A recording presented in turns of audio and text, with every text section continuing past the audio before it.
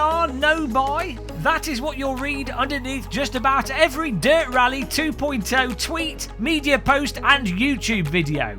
Granted, these comments make you want to take a screwdriver to your forehead, drill multiple holes and chop your head up with bleach. But they have a point, and I'm going to tell you why. Welcome back to the Game & Muscle YouTube channel. Why haven't you subscribed yet? Okay, those of you with VR headsets, you know why you're typing it, so this video is really not for you.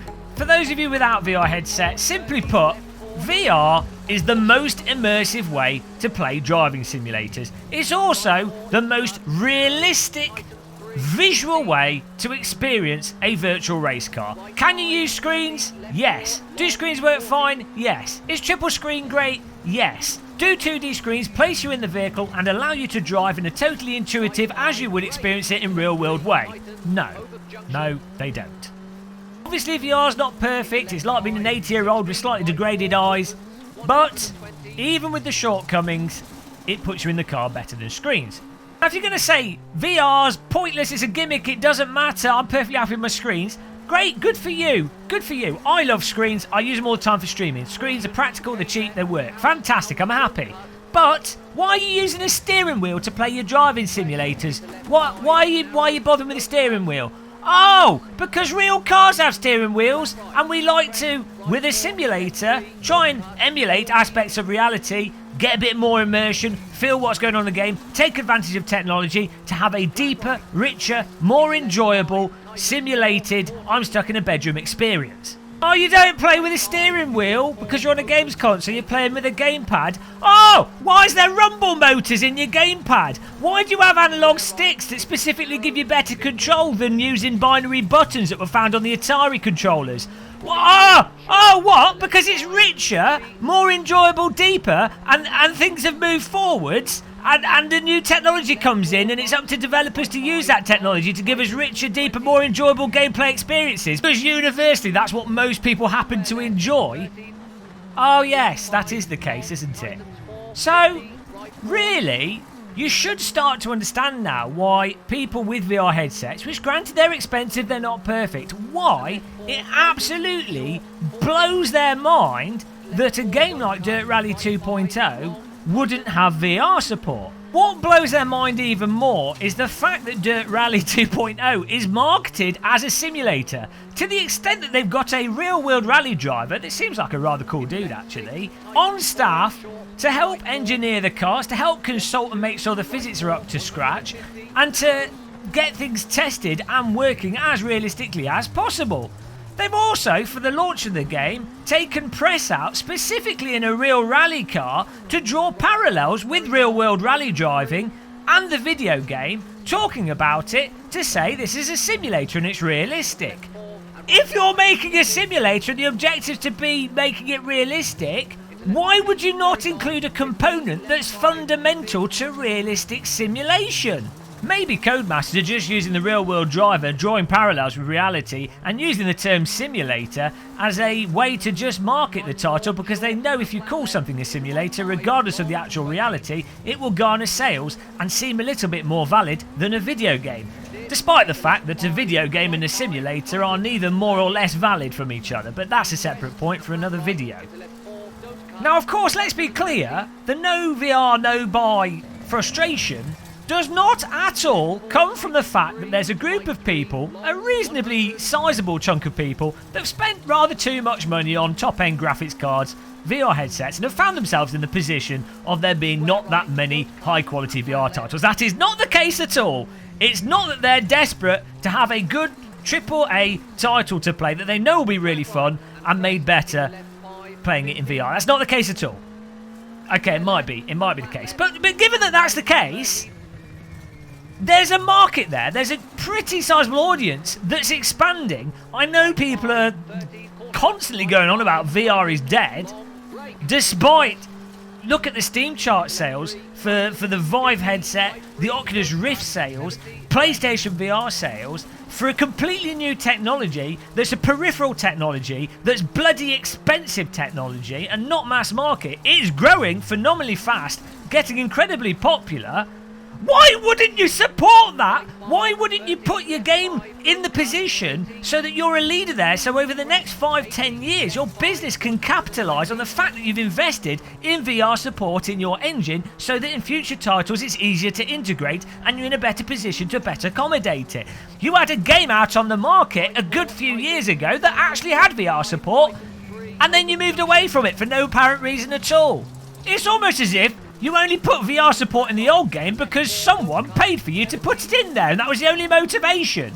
To be honest, Codemasters should really be called Short-Term Business Planning Masters. Or more appropriately, Short-Term Business Planning Masters specifically for console gaming. We hate PC gamers and modern technology unless we're forced to use it, Masters. Not particularly concise.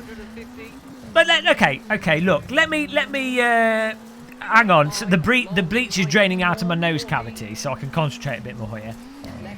From Codemasters' perspective, I can understand, you know, primarily they're a console developer. That's the majority of their market is going to be selling their games on the Xbox and the PlayStation 4. That's what they're targeting for, and that's a primary concern. And they want to make their screenshots look as nice as possible. They want to make sure the game engine runs and looks as nice as possible for the pertinent hit points for the console platforms, for what is tried and tested for marketing and sales on those platforms. That's going to make the most money. Ultimately, for a developer that's making a title that's a somewhat generic cross-title game, it gets very convoluted and complex when you're specifically supporting PlayStation VR, specifically supporting Oculus VR, specifically supporting Vive VR, and supporting that over the sort of 1 or 2 years of initial support cycle for a title. It adds to the complexity, and the developers probably thinking to themselves, well, why bother with that complexity when the bulk of our audience will be happy with 2D? And it was already bloody hard enough for Codemasters to get steering wheels and basic user interface. I mean, God, it took them like a year of people throwing bricks at them before they put proper wheel support into the game. So, you know, VR is a bit of an ask from Codemasters. So you've got to keep that in mind, and you've got to appreciate it from Codemasters' perspective. Essentially, with Codemasters, you have incredible talent and very motivated people actually building the software, and then on the business side, you've got people that have been irradiated by cathode lighting that are just they're dead inside. When it comes to games, they're totally dead inside. There's nothing there. They're like a, you know, they're like one of those 1930s robots. It does appear that there's life there, but if you peer into their eyes, there is nothing there. There's nothing behind those eyes. They are different though in the sense that a robot needs electricity to function. These business Codemaster people function from dollar bills, which is why the no VR no buy comments and the no VR no buy mantra cult of no VR no buy is really important, because people not buying stuff is essentially taking away the electricity from these robots, and the more electricity that's taken away from them and the more potential electricity that they can see, the more likely we're going to eventually get VR support as a generic default thing that you have in racing simulators or any game that makes the claim that it's a racing simulator. Now, of course, as a VR fanatic, I'm totally boycotting Dirt Rally 2.0. No VR, no buy. Ah, who am I kidding? I'm going to buy it anyway. I'm going to play it in 2D. Probably going to live stream it. Maybe I'll even enjoy it. There's some aspects of it do look quite good. Ah, the robots have won, guys. See it? The Matrix. Codemasters are the Matrix. Now, with all my credibility that I spent years building up lost, all I can say is click the subscribe button and give the video a like. The background footage was WRC7, which I was playing with the keyboard. I don't know. I don't stand for anything these days. That doesn't have VR in it either. But it's really good fun. Really nice stages, really nice graphics. Actually quite amazing. So, oh God, I'm sorry, guys. Sorry to have let everyone down here. Sorry, VR community, but I'm just, you know, if it's a driving game, I can't help myself. I'm too weak. It's got cars and grass. Look at all the grass in these games.